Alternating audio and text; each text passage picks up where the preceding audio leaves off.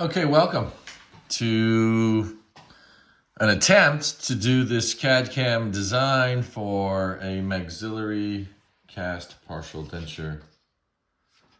I think a lot of the challenging part here at the beginning is get the order form set up, but I've already pre-scanned the models, the maxillary and the antagonist lower, for a Kennedy Class 2 Modification 1. I've put my name in here as the contact person, and I created a patient's name here, Mabel Bacon, and I put the importance level high just so I know that you created this down here on the bottom right. I've already selected RPD frame from the options down the right hand side, and here we have our two models. Toggle up to the right here, you can bring it in the opposing. I'm going to hit next. This first section is going to talk about surveying. And I think I would consider myself very new to CAD-CAM partial denture design. But I think the biggest saving here is in the surveying. I mean, we know what it takes analog to put the model on the surveying table and analyze the desirable, undesirable undercuts and try to create, our design around the usable undercuts. But here we have our free end modification, free end first quadrant, and our modification here in the second quadrant. I might show in a further video where I've scanned the texture scan, but that would be in the DCM file, this STL file, is just the model scan. So I'm pretty confident of my design. Everyone's going to be slightly different. If you have a textured scan, then you can follow along the major connector and the clasp design. But as you can see, I'm going to follow the basic rules of design here. I'm going to outline this edentulous areas, both sides. The patient's going to receive 2-3 teeth on this side and a couple of teeth on this side, possibly 2 bicuspids or a bicuspid and a molar, depending what would fit. But regardless, I've had to create some retention for this saddle area, these two saddle areas. This will be clasped with the easiest clasp possible, which looks like a distal occlusal rest in an acres, mesocclusal rest in an acres, and a mesocclusal rest G clasp, and mesh retention, and a palatal strap. And we'll talk about that when we get to the major connector design. You should, if you do not have a textured scan, have the prescription nearby, handy to you, what the design is. I'm going to hit next here, and on the top left, this is the workflow here at the top left. Whenever you want to go back or forward, this is the whole process here on the top left-hand side. I'm going to hit next. It brings in my antagonist model. I need to default this little box down here. Seems to be in my way over here, but I can drag it down here in my sculpting toolkit if I want to reduce some of the model if I've scanned in. And this would be basically the model trimming application. But I've already done that in advance on the analog model trimmer. I'm going to hit next, and then this is where we're going to start pretty much. So it's taken my maxillary model and has blocked out the undercuts. You can see the gauge here in the yellow, 0 to 2.5, 2.5 to 0.5, 0.5 to 0.75 into the dark red here. Bottom left is I can move this 5 degrees or so. Let's look at the settings here of my insertion direction or my path of insertion down here on the bottom left of the screen. Looks like that light is in the, let me just shut that light off. There we go. That might be a little better. You can see down here with only glare. The settings here for the, okay, so they're using a blockout angle of 3 degrees. I know on my analog surveyor, I would use 2. I think at school we're using the analyzing rod, which is 0, which is why our frameworks are always fitting a little bit tight. So we can set this to 2 to 3 degrees, and this is the taper of the blockout. I can also move the model around to analyze now. I have an idea of my my clasp is going to engage the mesial buckle of 1-4, mesial buckle of 2-4, distal buckle of 2-7. And I look like they have a lot of undercut. If I use a cast clasp, obviously chromium cobalt, for these type of clasps, no more than 0.25, 0.3 in these areas. If I get too deep, path of insertion or dislodgement will be too tough. Getting it out, we'll have to kind of adjust the clasps. Now, the 3Shape software has already defaulted my surveying to this. If I want to increase, I can go down here on these arrows, and I can go 5 degrees at a time, left, right, forward, back, tilt, basically the surveying table. But like I said, this is new to me. I'm a bit of a veteran of the analog. I would say at least 100,000 frameworks. So I think that gives me some street cred to discuss design and partial denture frameworks in its entirety. Now, for digital, I do not have anywhere near that number or close. I consider myself the beginner. But I'm going to apply what I know in analog RPD. I'm looking at my angles down here.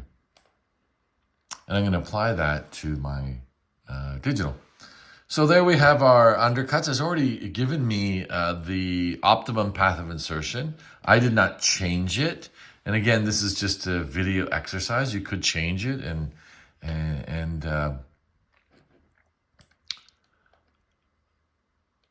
you could change it to optimize some undercuts if you wish. I'm just looking over them all again. And I'm going to hit next here once I'm happy with my path of insertion. So right away, we can see what time we've saved digitally versus analog at the surveying stage. I mean, this is, to me, probably the part that's the fastest. I mean, to block out this with blockout wax to make a silicone duplicate, that's a lot of work.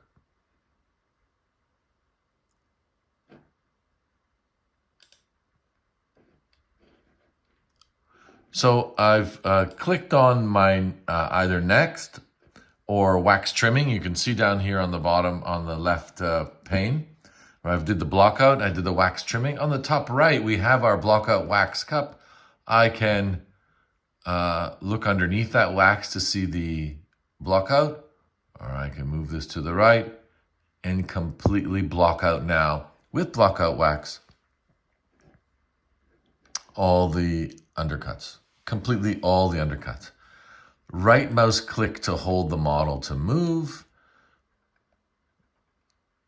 Wheel on the mouse to magnify. Right mouse click to hold. Oops.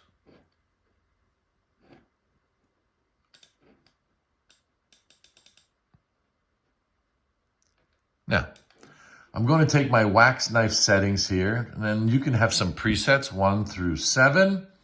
And if you just hover over, it'll show you which presets are in here already. I've got remove. Let's do number 3. I'm going to remove. Or I can manually adjust the amount of wax I want to remove. Why do I want to remove it? I'm going to create a bit of a ledge here.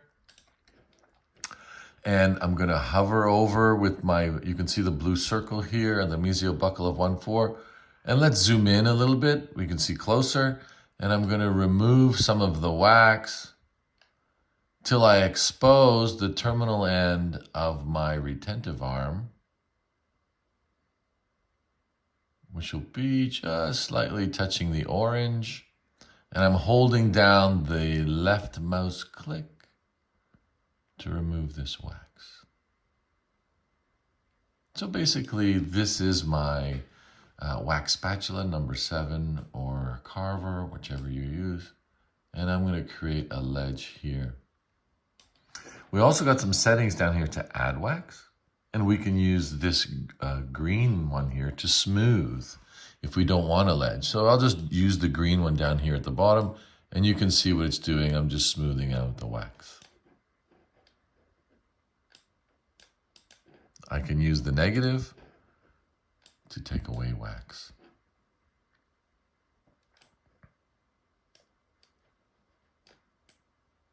Let's move over to the molar. Distal buckle, still wax knife settings. Let's remove some wax to expose the undercut that I want to utilize for this acres clasp at the distal buckle of 2/7. Strange, I got these little pieces of wax in here, but they'll come off. And I'm going to engage right here. If I can just touch a little bit of orange. Obviously, we need some anatomy, not to start impinging on the gingival margin here of the molar, but just in there.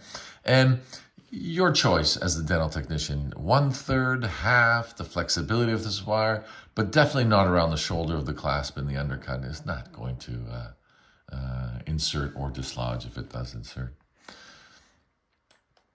Let's get around to the G-clasp on the other side. Like I said, right mouse click and hold to rotate. Wheel toggle on the mouse to zoom in. Get it at the right angle you wish to kind of visualize. I've got my wax knife setting sculpt toolkit minus. And then, you know, the first time it may seem a little bit weird, but this is probably, in all honesty, my 5th design. I'm not a computer savvy person, but I can just follow along. Like most computer softwares, make a mistake, just go back button, start again. And here I'm going to expose the terminal 1/2 to 1/3, just touching the orange. I'm into the 0.3. I mean, it doesn't, there's the gradient of orange 0.25 to 0.5. Just a tip, I'm just going to touch that. But definitely stay in the 0.25 area. Obviously, we can activate the clasp once the framework is completed. I can go on the lingual side if I wish and have a look at my reciprocation arm. It's going to be just above there. I've got enough room for reciprocation. Maybe a good diagnostic tool if you want to send the model for clinical adjustments prior to final impression, if we need any restorative options done first, meaning reduce some guide planes, reduce some lingual planes to accommodate this reciprocation. So there you have it. I've blocked out the software 3Shape, blocked out the model. I have sculpted my wax down to my terminal ends of the clasp, which I'm going to lay in there. You can see here with the wax pot on the top right, I can expose the undercut if I need to see it anytime. If I want to see how close I am to the gingival margin, I can take my little cursor over this wax pot at the top and expose the amount and depth of undercut. So there you have it, part 1, order form, and most important, blockout.